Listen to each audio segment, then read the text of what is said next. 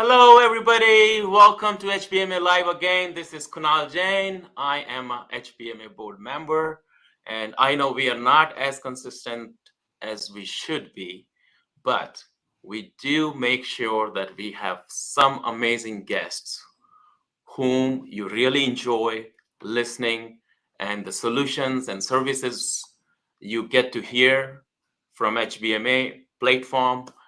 It's consistent and you like those solutions.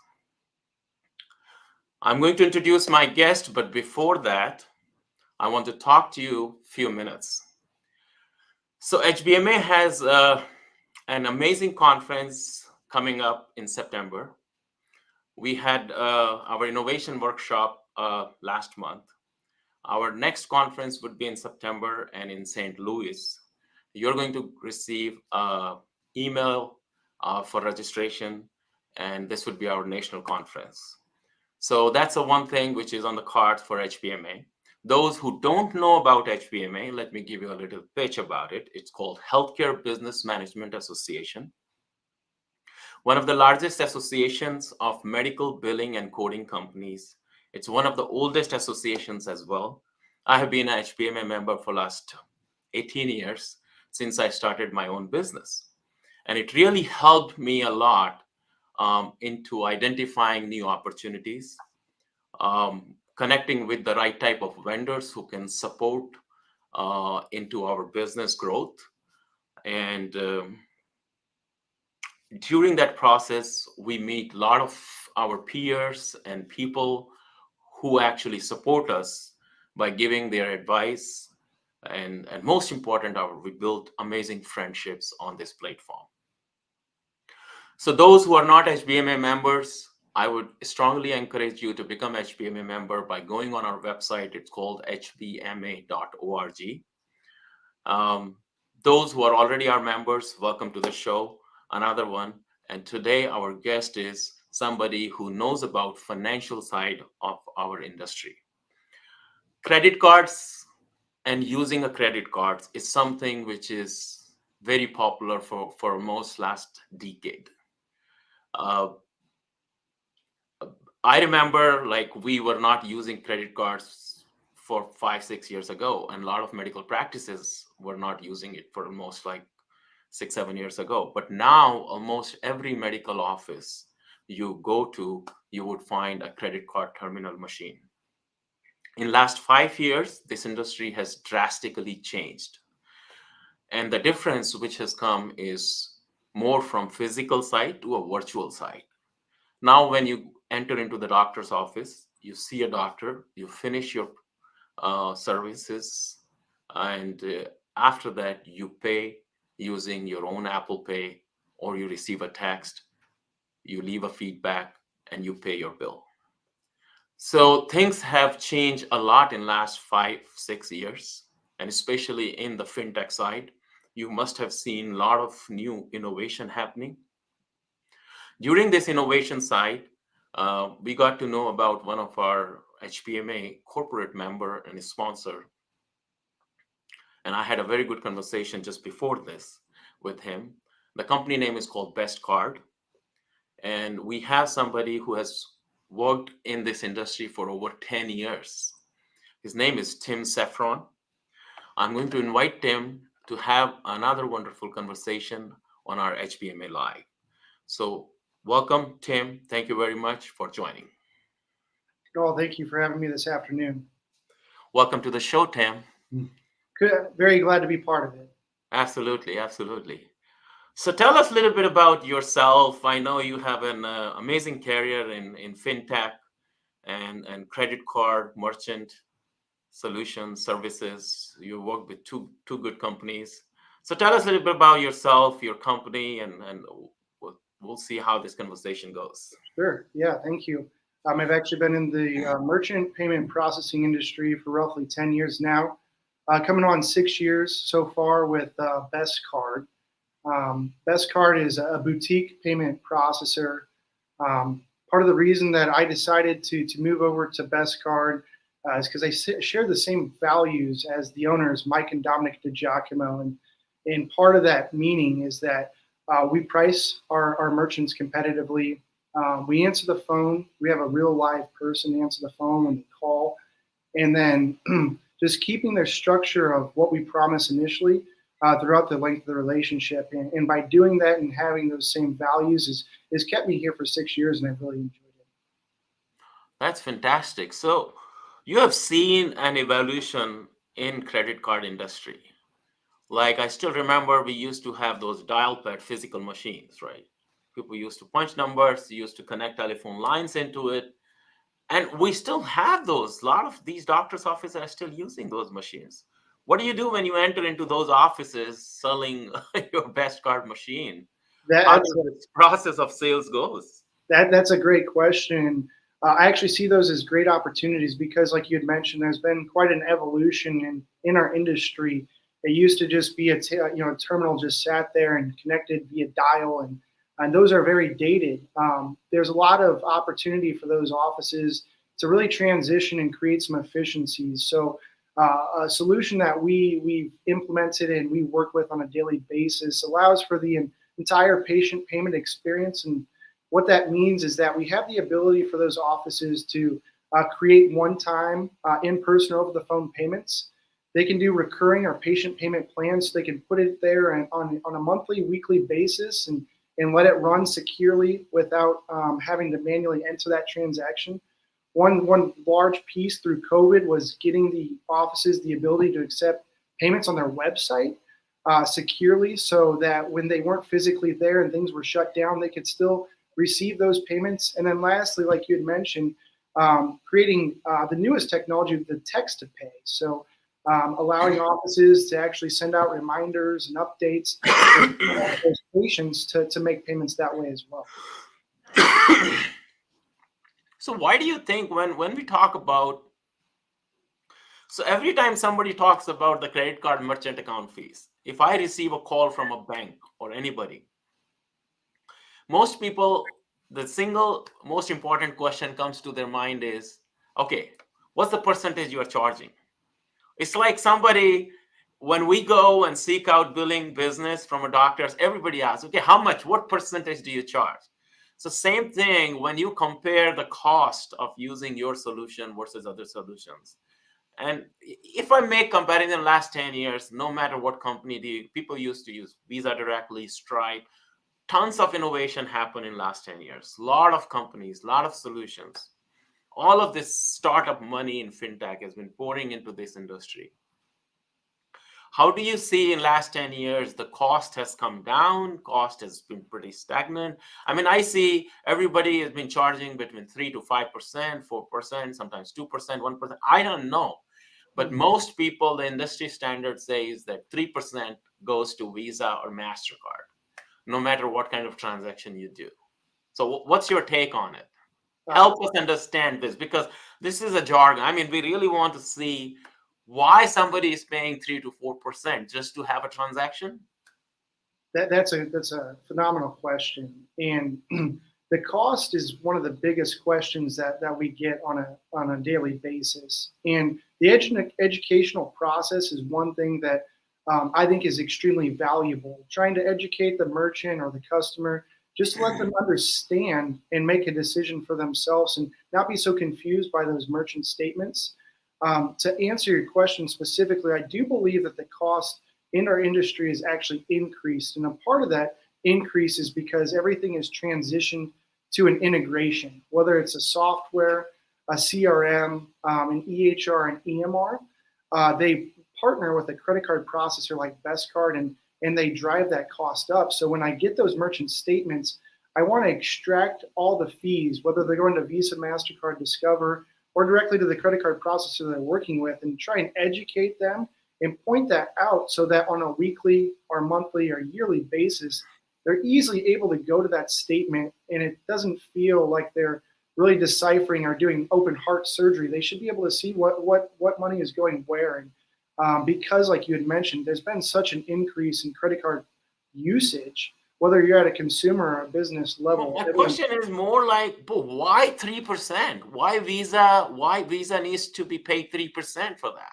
That's a good question. It's all actually dependent upon the card that's used, whether it's a debit card, a credit rewards card, or business card. Visa actually states those rates, and they change a little bit every April or October. And it's all dependent So all upon. of these rates are actually enforced by Visa or MasterCard. They decide. Yeah, yeah. I'm glad that this is good conversation. About 98%, 99% of what's actually charged is going to the card brands, which is Visa, MasterCard, Discover, Amex. Our pricing model here at Best So Card you is guys work on these 0.2% margin? it's Is that all what your business model is? it's all fractions of 1% actually. Yeah, we're all working on basis points. How do you guys make money? Where is the business model then with this That kind of margins? Yep, that's all. It's all based on the volume that our merchants are doing. So it's all fractions of 1%. That's what I talk about in the educational process. We'll say that we're going to charge you 1/4% or 0.5%, and you can see that month over month and know that that's coming directly to us. And plus all the innovation, all the new product development, all the innovation you guys have been putting and pouring money into. I mean, who's investing into all of this? I mean, it's a lot of money. There's a lot of money that's out there, and it's a lot of technology. There's a lot that actually happens behind the scenes when the card is actually processed, when it goes from the authorization platform to the issuing bank, and then when the money is sitting there to wait to be approved and then sent back into the merchant's account. There's a lot that actually is behind the scenes that is where everyone is taking a little bit off that transactional fee. And you are telling me 98% of whatever you guys charge goes to Visa, Master? Visa, MasterCard, Discover, and Amex. And again, they actually state those rates on their website. So you could go to visa.com. They're called interchange, and those rates would be there for you to view. Did you guys ever try to contest it? Why it is same like for like many years? Why it's not changing? Yeah, well, they're the card issuers, so they're the ones that are allowing for you to use that card and process that transaction. There's a lot of security and that there's a lot of information. I remember, I mean, there are some economies where they are bypassing. Are there any technologies which are bypassing Visa, Master, other than wiring the money? Is there any easy way for a patient to pay just bypassing debit card, credit card transactions? Well, in terms of that, the merchant themselves, the one that's accepting their card, there is some new technology that's out there where you can, as the consumer, the merchant accepting the transactions, you could pass along the transactional cost. So the business owner or the merchant doesn't actually have to Like, take that. yeah, so the Venmo type of situation, what's the difference between Venmo and Joel, and how do you see them as your competitors? Yeah, it's just it's a lot different. You need to utilize a credit card processor like Best Card as a business itself.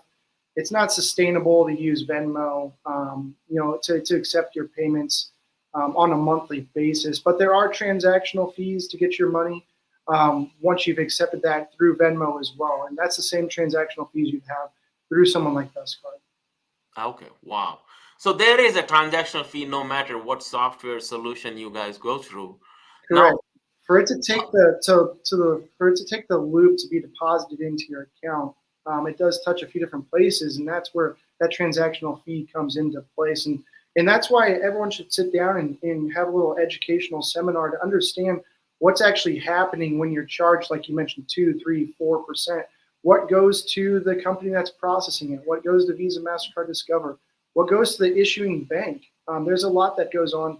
so bank also makes money in this. Correct. Yeah. So is that the reason why these banks are buying credit card merchant accounts companies and services, and that's where they are trying to collaborate? So you guys also work with any particular bank, or you work with? We do have a couple bank partnerships. The majority of the banks that offer credit card processing aren't actually the credit card processor themselves. They're working with a third party like Best Card to provide those services. So tell me a little bit about Best Card. Is it a card or it is a service? It's a service. Yep. So when you process a transaction, when you're a business owner and you want to accept credit cards, you would work with someone like Best Card. We're allowing you to accept all types of transactions, whether it's a debit card, credit card, business card. whether you want to accept it in person physically and use that chip card or Apple Pay or tap to pay with the new credit cards or pay on the website. We're providing that service. Text to pay, like I want to have, my patients to pay by card, and I send a text normally. Now, what we do as a billing company, we want to be set up like a text. Like I want to receive a text and send like, You want to pay your invoice. yeah, hey, I paid the bill using my Apple Pay. Yeah, that's all part of the solution. What is that technology? A lot of people wants to know, how is it possible in doctor's office that a patient calls and patient say, hey, is there any way you can send me? I don't have the statement in front of me. Can you send me a statement where I can pay it online? Correct. Yeah, so that's all part of our walk solution. me through that process. All part of our solution offering. So there's a software that we use that allows for you to encompass that entire patient payment experience, and doesn't exactly have to be a medical offices. There's a lot of other businesses that we work with. Yep. They could do the software that we use encompasses that entire functionality, whether it's in person or over the phone on the website or text to pay. It allows for you to create an invoice and send it out, and then they can actually click that invoice and make that payment, whether it's mobilely or on the website. All has that capability. Yeah, a lot of these mobile businesses who are always, small vendors doing some work for somebody like a plumber or anything, and they can send you a text and you can pay it right then and there. Exactly. Yep. And then, like you mentioned, if you got the invoice as well, we give you the ability to go on to the website, whether it's a medical office or like you mentioned, a plumber. If they've got a website, we can create a button for them to actually allow for their customers to go there and make a one-time payment. And then someone on the medical office's, their accounts receivable team would get notifications, so then they can post that payment. That's nice. Fantastic. Now, something I'm curious, because you are talking to HBMA, and HBMA is a consortium of billing companies. And most of our business comes from a doctor's office, but we directly talks to the patient. We are a bridge between a doctor's office and patients. So how does it work in that kind of three-way environment? Where does your solution sit? So doctor's office sign up for your services, I'm guessing. Yes. And then billing companies use it on their behalf. And billing companies may have hundreds of doctor's offices under them, and then thousands of patients. So tell me a little bit, how does this whole process works? So you would actually, the merchant, which would be the medical office, they would create an account with us. Then we would create the solution or the software, like we had mentioned, giving the ability to accept all types of payments. The medical office themselves, they could log in, and then they can process those transactions. But then, like you had mentioned, we can create another user account for the billing office to log in and process those payments in all forms as well. But then the billing office, you had mentioned, may have 100 different offices that they work with. We can actually create an account for that billing office and then give them the ability to log into each different medical office that they're working with and log in and process those payments as well. So it's not like they have to log in 100 different times. They can have one dashboard, I call it, and log into each medical office and process those transactions.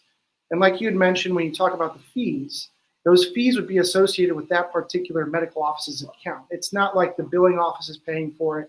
It's each individual office and then getting deposited right into that medical office's bank account, as if the medical office was just the one processing the transaction. So what about the online bill pay? So let's say if we are a medical billing company and we want to put something on our website for our patients to go online, pay their bill, would you guys create those identifiers for patients for their statements? Not the statements. Or that has to be done our side, but you can allow people to pay online. We could. Using the website. We could, yes. And I work with multiple organizations that may have multiple locations. So we can create a drop down that they could select maybe the facility that they're working with or the location they're looking for. So it can, again, process that payment through that particular account. So it's all associated with that particular merchant account. We don't want to Mhm. confuse anyone and have money going where it shouldn't be. So I'd be very hands-on in that relationship to make sure that we're creating the perfect solution for them. So, how do you see it moving forward? This whole industry is going. I mean, almost every third or fourth startup I talk to, or think about, it's happening in fintech industry. And people, the credit card processing, merchant account processing is a larger part of it. And either banks are moving towards it, healthcare industry, a lot of vendors are kind of coming together. How do you see next 5 years? And where do you see, especially your company, working on any of those innovations? Uh, the big transition through our industry has actually already occurred. The chip technology and that transition has already been happening for the last 5 to 7 years. And Chip transition, you mean the credit card chip you said? correct, yes, Okay. that's been the biggest Yeah, transition. so I see these days now there's a Wi-Fi thing, right? That's what you're talking about? That's that. It's called NFC. That's that capability that lets you tap your phone or tap your credit card. Uh-huh. That's the biggest, newest transition. The chip technology, that's still happening. There's a lot of gas stations. They haven't made that final push to make Right. that transition yet. That will be the final kind of to cross the So finish line. like you tap, tap, tap, or Apple Yep, Pay or yep. So that's the biggest thing. Like you had mentioned initially, the first question you'd ask about that dated technology, just having that credit card terminal there plugged in via dial. So now right. it's just getting them the ability to accept the chip cards, and now people want to have the ability to use their tap to pay. So they could just use their phone. You don't want to have to pull out your wallet, whatever it may be. You can use your phone. You can use your card. You'll see that little indicator. It looks like Wi-Fi. NFC, near field communication, allows you to use that technology. And then also the transition to get people to pay online. You may be sitting at home on the weekend and the person you're trying to pay or the office you're trying to pay isn't open. If they've got the capability for you to accept the payment on their website, it's going to make life a lot easier for everyone involved, whether it's you just paying your bill or that office, even though they're closed, accepting that bill, creating some efficiencies. That's that biggest transition is working with those types of industries and getting them to move forward to that type of technology. Excuse me. Fantastic. Well, a lot of good things are happening. I really like talking to you about it, and I wish you all the best. I think we had some great conversation for HBMA members and non-members, everybody who's listening today. So thank you, Tim, and looking forward to working with you. I appreciate it, Kamal. You have a good afternoon, sir. Thank you so much. Um, Well, so this was it for today's session, guys. Stay tuned. We have an amazing guest coming in our next session, and it is going to be on 19th of May. So next session will be regular Thursday, 12 o'clock noon, 19th of May. We have an amazing guest coming up. I again invite you in September for HBMA conference. You can find more details on hbma.org. Thank you very much for listening. Have a great day, guys.